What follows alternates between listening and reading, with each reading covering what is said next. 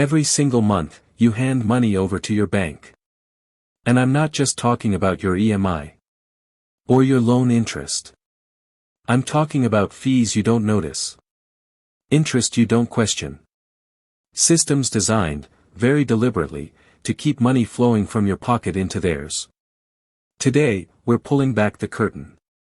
We're going to look at exactly how banks make money from you, and more importantly, what you can do to stop being their most profitable customer. Because here's the thing nobody tells you. Banks are not your friend. They are a business. And you are their product. Let's talk about it. Let's start with the biggest moneymaker of all, interest rates. Here's how banks work at the most basic level. You deposit your salary into your savings account. The bank pays you, say, 3% interest on that money. Then, the bank takes that same money and lends it out to someone else as a home loan, a car loan, or a personal loan. At 8%, 10%, even 18% interest. The difference between what they pay you and what they charge the borrower. That's called the net interest margin, and it is the bank's single biggest source of income. In simple terms, your money is the raw material. The loan is the product. And you are the one funding it, for almost nothing in return. Now here's where it gets wild. Banks don't even need to hold all your money in the vault. Under fractional reserve banking, they only need to keep a small percentage of deposits on hand. The rest? Lent out, over and over again, generating interest at every step. 1 rupee deposited can generate multiple rupees in loans. It's a legal money multiplication machine. And it all starts with your humble savings account. Now let's talk about something more personal, the quiet fees that drain your account month after month. Number 1, minimum balance penalty. Most savings accounts require you to maintain a minimum balance, often 5,000 to 10,000. Fall below it even once. Penalty charged. Automatically. No warning. Number 2, ATM withdrawal fees. After your free monthly transactions, every ATM withdrawal costs you, sometimes 20 to 50 per transaction. Small amount. Big habit. Multiplied over 12 months. That's real money. Number 3, SMS and account maintenance fees. Yes, some banks charge you just for sending you transaction alerts. For maintaining your own account. Think about that. Number 4, credit card annual fees and late payment charges. Miss one credit card payment by even 1 day. Late payment fee, sometimes 500 to 1,000, plus interest on the outstanding amount that can hit 36 to 42% annually. 42% annual interest. Let that number sit with you for a moment. Number 5. Forex and international transaction fees. Every time you swipe your card abroad or shop on a foreign website, the bank takes a cut, typically 2 to 4%, silently added to your bill. Individually, these feel small. But added together across a year. The average Indian bank customer could be paying thousands of rupees in fees they never consciously agreed to pay. The credit card. One of the most brilliantly designed financial traps ever created. Don't get me wrong, used correctly, a credit card is a powerful tool. But banks design them very specifically to profit from your habits. Here's how. The minimum payment trap. Your credit card bill arrives, 30,000 Indian rupees outstanding. The bank offers you a tempting option, pay just the minimum, 900 Indian rupees this month. Sounds manageable, right? But here's the catch. The remaining 29,100 Indian rupees.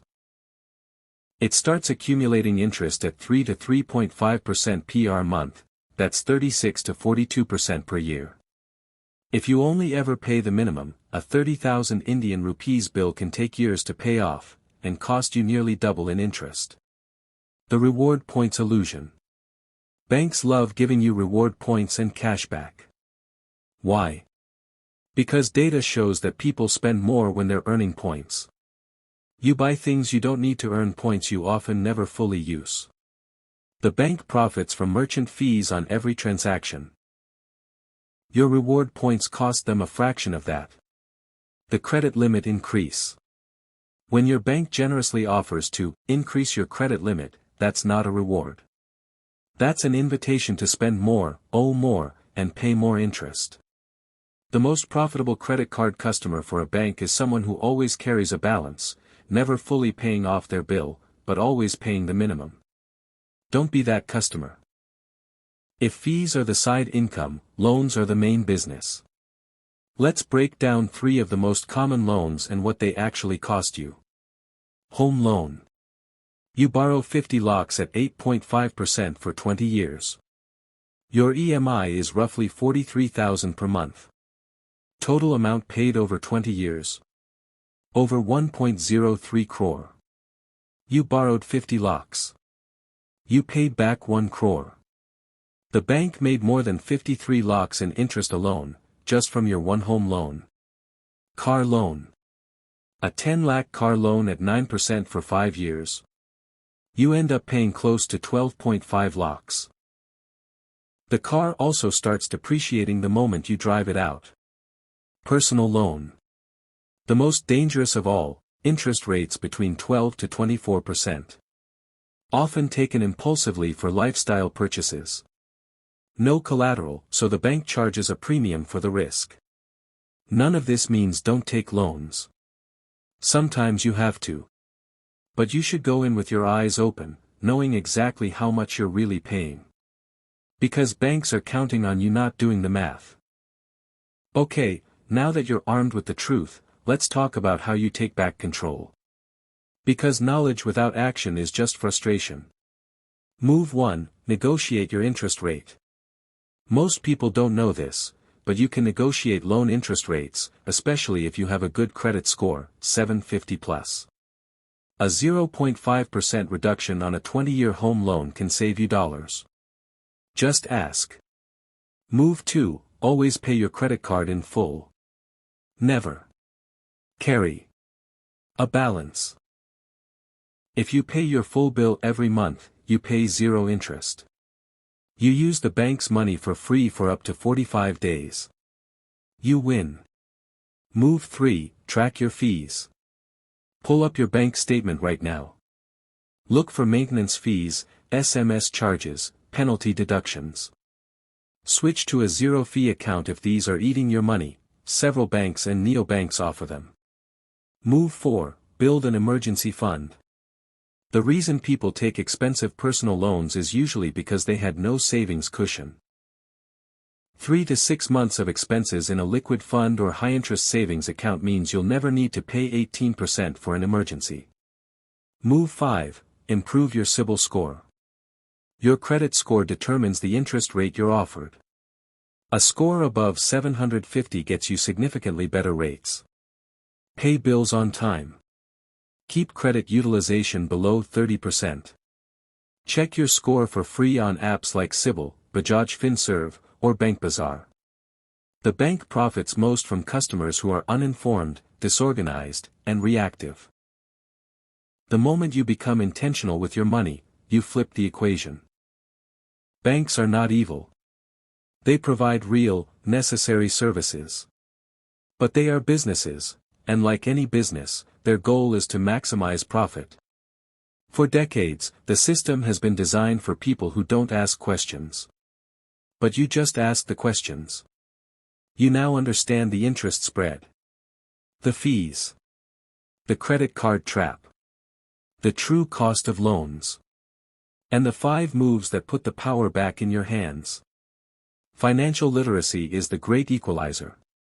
It doesn't matter what your income is. If you understand how money works, you can build wealth. If you don't, someone else will build theirs using yours. So here's what I want you to do right now, before you close this video. Check your bank statement. Find one fee you didn't know about. And make one change. That's it. One step. That's how the journey starts. If this opened your eyes, please share this video. Someone in your life needs to see this. Like, subscribe, and drop a comment. I checked my bank statement. I want to hear what you found. See you in the next one.